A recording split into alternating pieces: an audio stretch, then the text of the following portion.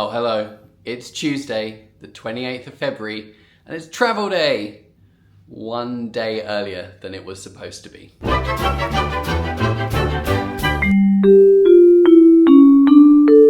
Hello, welcome back to Richard Vlogs Disney. My name's Richard. I make Disney vlogs, obviously. And also, welcome back to the channel. Hi. Roberta's back! Currently going through a last minute ear decision. So I'm going to leave it to that because that's, important things. Thank you very much for clicking on this video. If this is your first time, don't forget to like, subscribe, blah, blah, blah, all the good stuff that YouTubers, take a seat, always ask you to do because it really helps us out. Also, I guess this is the first time that I've filmed a vlog since I had a little bit of an increase in my channel subscribers. Ever since my last series with Adam, I had a bit of an increase, which is crazy to me that there is nearly 4,000 people that would watch the things that I put on the internet, which is basically my holidays. So today we are flying to Tampa for the first time. So there you go, there's a new thing that's happening. We are not flying to Orlando, we're flying to Tampa with Virgin. And I guess I should explain why I said it's one day earlier than scheduled, because yeah, there was nearly a disaster. This is a reward flight that we booked with Virgin about a year ago, I want to say. About 2 months after we booked it, I got an email saying, there's been a scheduling change to your flight. And I opened up the email and the flight time was an hour later than it was originally. And I was like, okay, so they've pushed it back an hour. Who cares? That's fine. Closed email. I'm pretty sure I deleted the email, which was mistake number one. And then didn't think about it at all. And it wasn't until Sunday, today is Tuesday, so 2 days ago, that Roberta said to me, it's telling me I can check in tomorrow, but why would I check in on Monday for a Wednesday flight? And I thought, that is weird. I'm gonna double check because I don't trust that. And then I did double check and it was an hour later, but also the day before. So they completely changed the day of our flight. We only found out 2 days ago. I say we only found out, we only realized 2 days ago. It's not the calmest beginning of a trip I think we've ever had. Anyway, so yes, today we are flying with Virgin Atlantic to Tampa in upper class using our reward seats, miles, all that stuff. And if you do watch a lot of Disney vlogs or aviation vlogs or just are into planes at all, I'm sure you all know that there's been some pretty drastic changes to the Virgin points thing. It probably means that we'll never do this again because the rate that we earn points was already pretty low. This probably never happening again. So we're gonna enjoy it. One and done on the Virgin upper class, flying to Tampa, 3 nights at Coronado Springs. And then on Saturday, we are boarding the Disney Treasure for a 7-night Eastern Caribbean cruise that goes to the British Virgin Islands and San Juan in Puerto Rico. So really looking forward to that. New ship, new things to explore. So that's why I said make sure you're subscribed with the bell on because there's a lot coming up and I can't wait to share it all. But anyway, we are waiting for our dog sitter to get here because once the dog sitter is here, we're gonna get in an Uber to the airport because the Elizabeth line is broken. Because why wouldn't it be on the day that you need to use it? And we are on our way, what's the time? 10:25. So the flight's at 2:50. So it's not even 10:30 yet. So plenty of time. Like I said, Elizabeth line broken. Good. So we're gonna order an Uber all the way to the airport.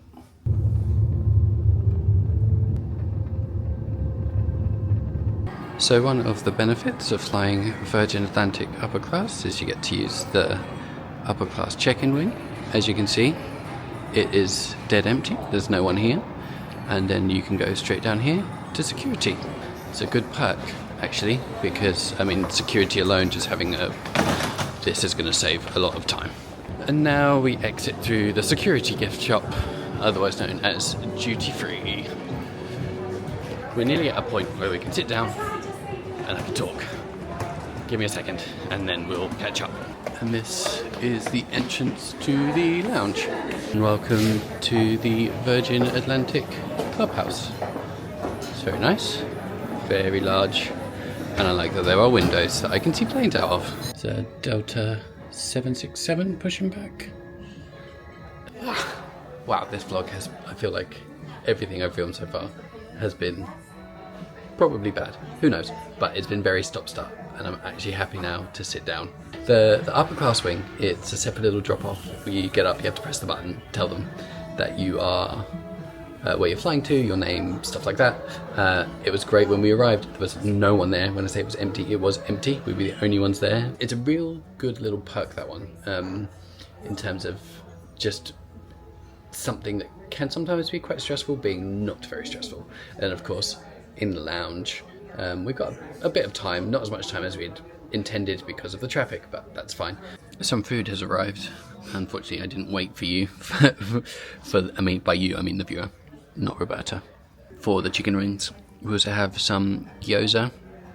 Of course, all included in the cost. There are large plates as well, but we're about to eat on the plane, or we'll eat on the plane, so I didn't feel the need for a large plate right now. So a couple of small plates, it'll be enough. Just having a little look around the lounge. There's a massive bar there if you like a drink. I walked past and then something called out to me, ship model. So this is the Scarlet Lady, the Virgin Voyages ship. There's a yoga space. Yoga your own way. There's like a yoga and small workout space, so you know, if that's your kind of vibe before a flight. Otherwise, there's just plenty of seating. There is a small like salad bar and stuff as well that you can get something made. But it's a nice environment. I mean, it's a wonderful day for being outside. Oh, it's cold and windy and raining, but there is an outdoor space of the lounge where if you do like planes, I mean, you've got great views. I will watch one thing take off. I need to see one thing take off and then I'm going back inside. Oh, that's actually quite good because it's Virgin. Can't see through the doors, but there it goes. Do the doors, do the fence. And now I refuse to step outside again until I get to Florida. At the entrance to the lounge, they have this display of the old Virgin Atlantic cabin crew uniforms. Couldn't think of the words there. This one I remember a lot. This just reminds me of going to Florida as a kid. Our gate is up. We are walking down to gate 20. So here is our plane. This is Diamond Girl. Not the plane we were supposed to be on. 2A Army. Straight down here for you. Thank you.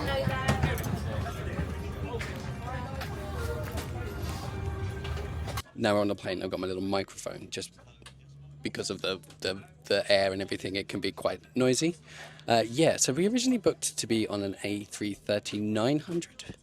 Specifically because that was Virgin's like newest upper class, and you know, since we were never going to get to do this again, we thought we'll go that. Now, obviously earlier I said never complain about being in a good seat. I am not. Okay, I am complaining. It's more just the annoyance of the fact that it was changed and there was like no pre-warning that it was going to be changed at all. Like an email would have been nice. You know, we've changed the equipment. This seat is much older, and while it's still comfortable, it's just not quite what we expected. I love the reference to the really old Virgin safety video because that is, again, that's travelling memories right there.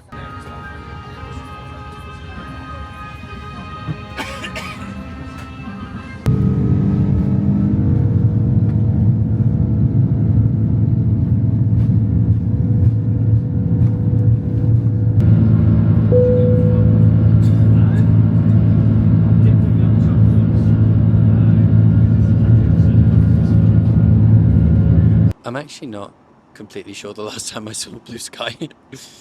The weather in London has been atrocious, and it's just nice to see the sun for a while. The only thing about the sun is it's not exactly the best light for vlogging. I don't even know if I can see me in the viewfinder, so 1 second. Hello. Right, now we're up. Let's do a little bit of a roam around the seat, and I'll just show you what the seat entails. So welcome to seat 2A. Excuse the wet patch, I just had a hot towel, that was all. That is the footrest. Ta-da!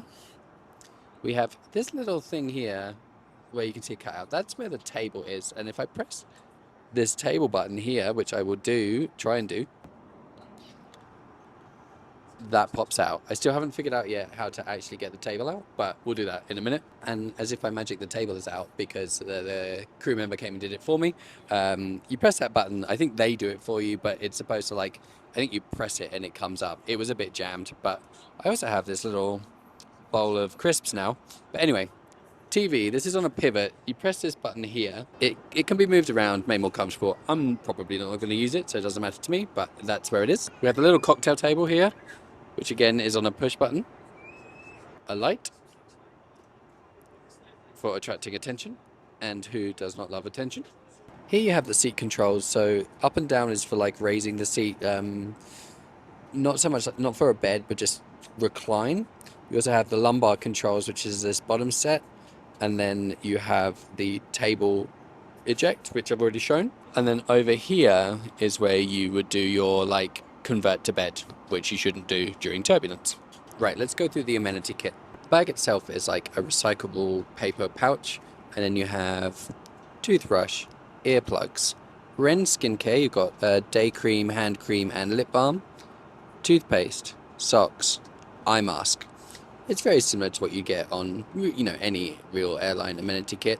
There is a menu on the seat when you get here, which has three main options, one vegetarian, two non-vegetarian, but you do have the ability to pre-order online. So I have a lamb curry coming that's not actually on the menu because I chose it before. I'm looking in the viewfinder about how dirty my glasses are and suddenly realizing why I can't see very well. Ignore that though. But yes, I have a lamb curry coming. So they've just started serving dinner. I love the salt and pepper shakers. And what I love, without spilling anything, is on the bottom it says pinched from Virgin Atlantic. Because it will be. Because it's coming home with me. My curry has arrived. I already ate the bread. I didn't show you that. It was good. But here is the curry. Let's see how it is. It's good. And then we have our dessert here. This is a pear tart with cream. That was unsurprisingly incredible. That was the best bit of the meal. I think the dessert was really good. Pear is an underrated dessert fruit. We have 7 hours and 45 minutes left, so I am gonna edit, relax, nap, and I will talk to you a bit later in the flight. So I said I was gonna edit and something else and nap, which I have. Definitely napped, definitely been editing, but I thought I'd come back because we have scones, and I cannot explain how good these scones smell. Like, actually amazing. If only smell-o-vision was a real thing. Scones are done. Were incredible. Obviously, love a scone. Editing is happening. I did say I wasn't going to use the TV, which I'm not really, but it's had the map on since we took off. 2 hours, there it is, 2 hours 47 left until we arrive. If we have a look out the window, there is some land down there. We came very far north on the flight plan. Further north really than I've ever come on a Florida flight, all the way up over Greenland, so over Glasgow and stuff. Like, we went really far north. We're on our way down the east coast now. It's a shame because we won't get that first look at Florida. Like, I love that shot where you can see like the beach and like the straight line. Won't get that on this flight, going 1 to Tampa and 2 coming down overland already. I was about to say started our descent. We haven't started our descent. We are pretty descended. I'm not sure how much you can see out the window, but there's a lot of lights out there. I'm pretty sure that's Orlando.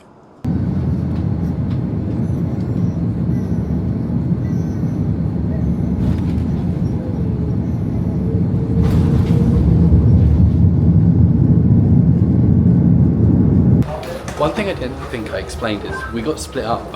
We were supposed to be sat in the seats next to each other. I haven't been ignoring her the entire flight because I feel like I didn't. Yeah. We got split up. That's why Roberta hasn't really been in the vlog at all. We're going to go through passport control, immigration, and all of that stuff now. So we'll see you on the other side. Hi, this is Mayor Jane Castro. Thank you for visiting the Tampa Bay region. And to our residents, who are you? We're not Buddy Dyer. We are approaching. I love this giant flamingo in the middle of the airport. We've been off the plane for less than half an hour and we are through security and immigration. Immigration was like 5 minutes, if that. We had mobile passport control all like set up and ready to go, and didn't need it because there was no line, so we just didn't submit the application. We are going to go find rental cars now, begin this drive to Orlando. It's about an hour and 10 minutes.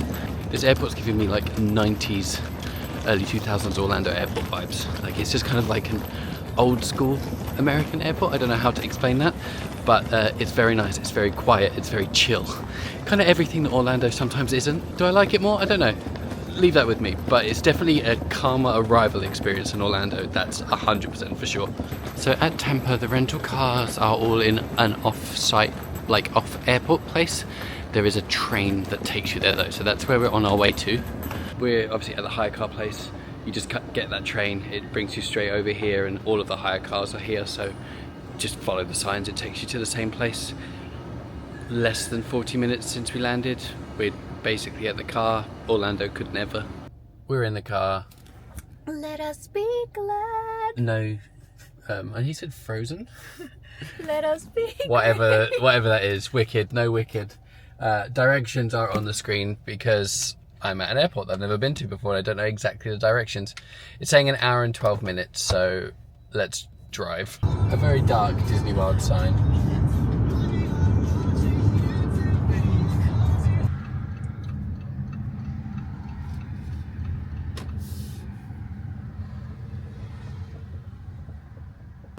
And welcome to Coronado Springs. We are gonna check in and then I will show you around a bit. This is definitely part of the reason I think this is the best moderate, is it has the best moderate lobby by an absolute mile.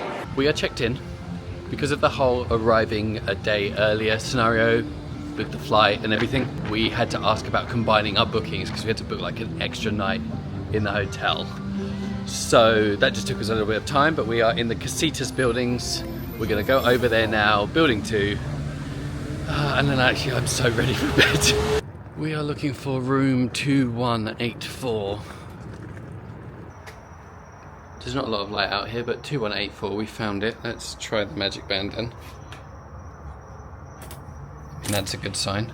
And welcome to room 2184. Easier to see with the light on.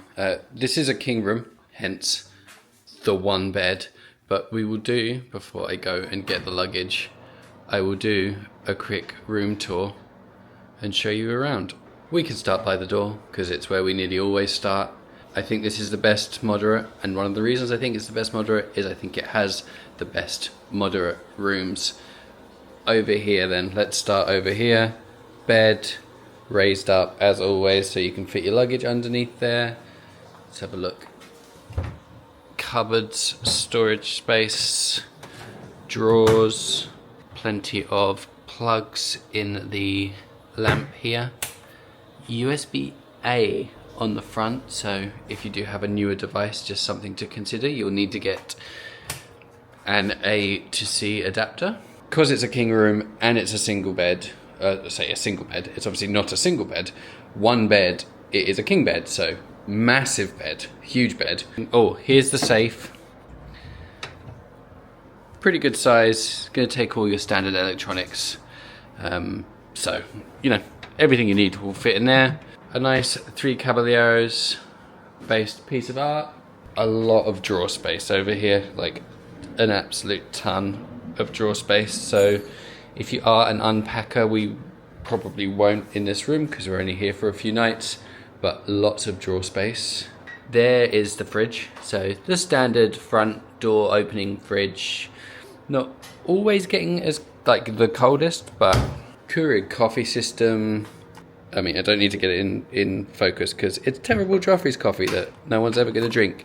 If you like a cup of rocks in the morning, it's there for you. But this is a Keurig system, ice bucket, cups, all of that stuff. You can tell this is a bit more of a conference hotel because lots of desk space. So you can do actual work here rather than just like a vanity and some drawers. There's a desk. Hey Disney making its way into every room in the resort now, so you know, does all of the things that it did before. Full instructions can be found. Bathroom, another mirror.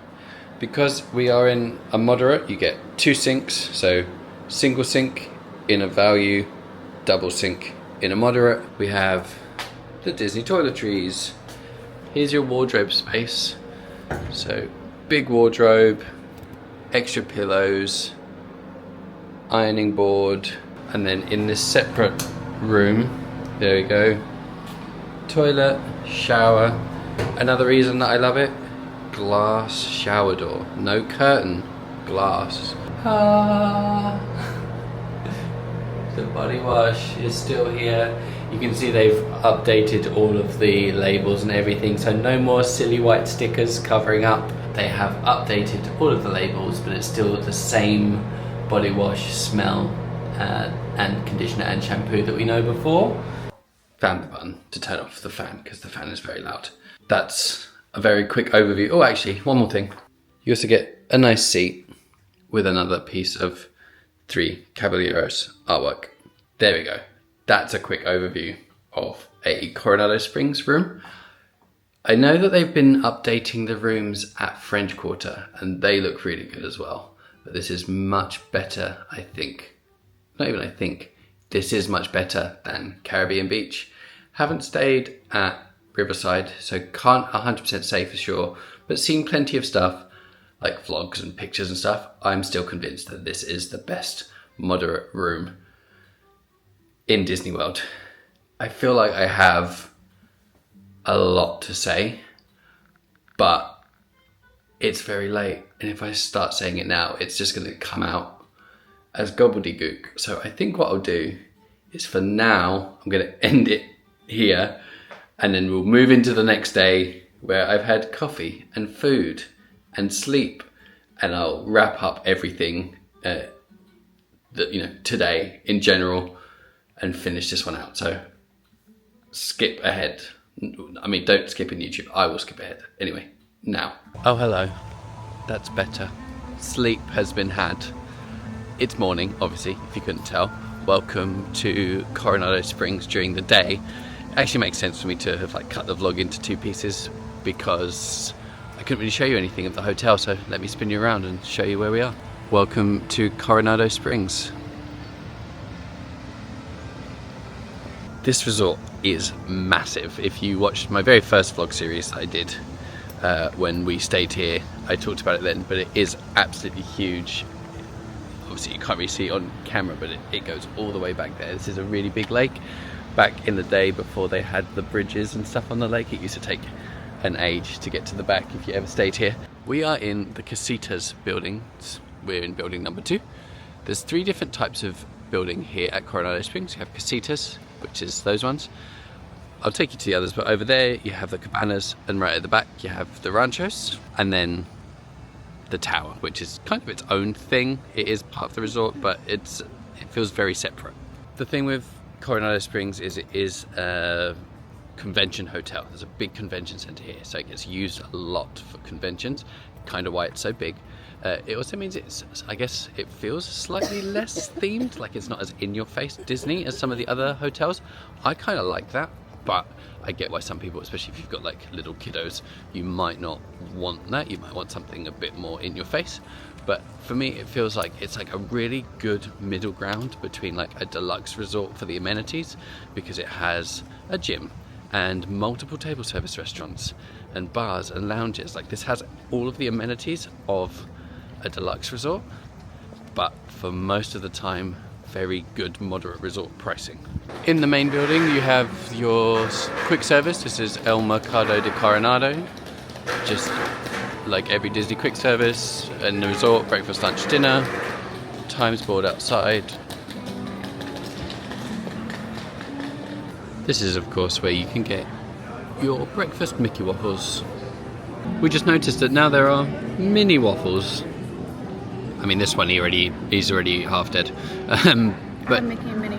Yeah, you have Mickey and Minnie as well. There are both now. I really like the theming and the vibe in here.